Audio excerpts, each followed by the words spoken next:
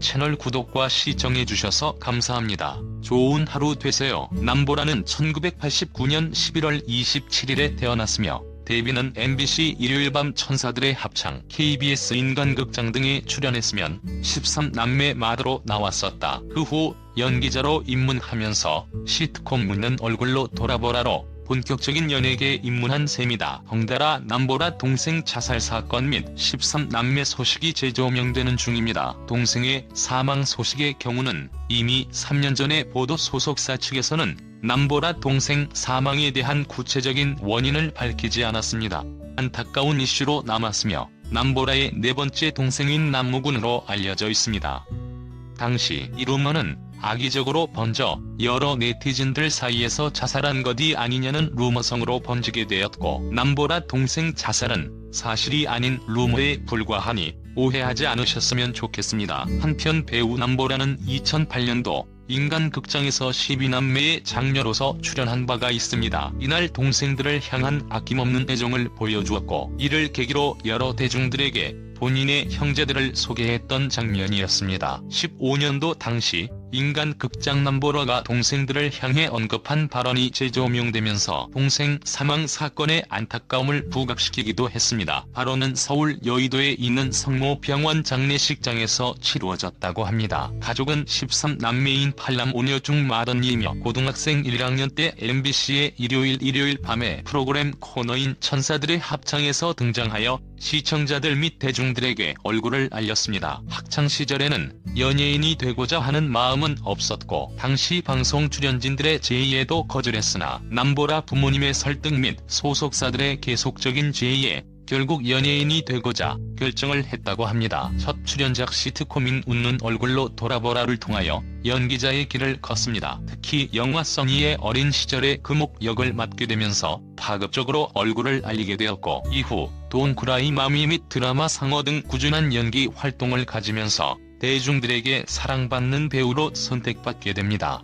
그뿐만 아니라 11남매 당시에도 이뻤지만 지금도 이쁘게 자라서 남보라 나이만 28살에 못지않게 이쁜 외모를 뽐내고 있는데, 간혹 남보라 성형이라는 의구심을 가지시는 분이 있으나 과거 사진을 보셨다면 당연히 자연미인이라고 생각하실 겁니다. 남보라 글에서 안티 게시물을 읽어보니 그냥 사진의 그림판으로 코수염 그려놓는 수준의 장난이 전부더라. 그걸로 한번 아무것도 아니라는 생각을 하게 되니까 그 이후부터는 타인의 반응에 대해 별로 신경 쓰지 않게 됐다. 남보라 사실 한창 나의 사생활에 대한 이야기가 돌아다닐 때는 인터넷도 안 했었다. 요즘은 심리적으로 강해지긴 했지만 그래도 트라우마 비슷한 게 남아있어서 인터넷을 많이 보지는 않는다. 위에서 남보라는 악플에 더 이상 개의치 않는다고 했는데 마음의 상처는 여전히 남아있는 모양입니다. 이후에도 인터넷을 많이 하지는 않는다고 했으니까요. 그런데 남보라는 이후에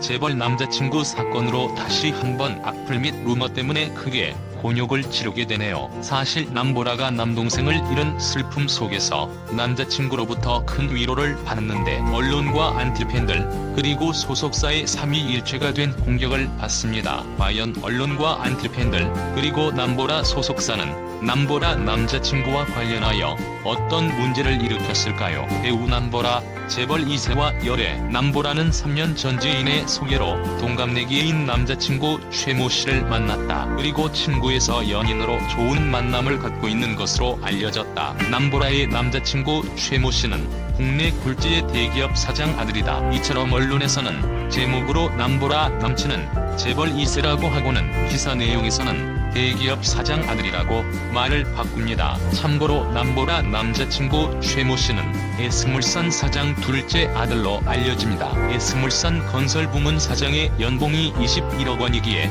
확실히 부잣집은 맞지만 절대 재벌이라고는 할 수가 없죠. 하지만 언론의 재벌이라는 기사 때문에 사람들은 남보라를 SK그룹과 연관지어 생각합니다. 최 씨 성을 가진 재벌 운으로는 SK가 거의 유일하기 때문이죠. 또한 당시 여자 연예인들의 스폰서와 성상납 등에 대하여 방송된 프로그램 때문에 남보라 역시 이런 스폰서 의혹을 받게 됩니다. 남보라의 안티팬들이 주로 이런 루머를 만든 것인데 과거 남보라가 악플 때문에 고생했던 것이 생각나네요. 아무튼 이에 놀란 남보라 소속사는 급히 남보라 결별 보도 자료를 내놓습니다. 남보라 소속사 본인에게 확인한 결과 보도된 남자친구와는 최근에 결별했다고 하더라. 좋은 친구 사이로 남기로 했다더라. 이처럼 남보라 남자친구 보도를 보면 언론의 과대 보도, 안티들의 무분별한 공격, 그리고 소속사의 서투른 대응이 종합적으로 나타납니다. 이런 와중에 남보라만 불쌍한 것이 아닌가 하네요. 사실 남보라의 데이트 사진을 보면 쇼핑몰이나 식당 등 공개된 장소가 대부분입니다. 이런 곳들은 20대의 젊은 남녀들이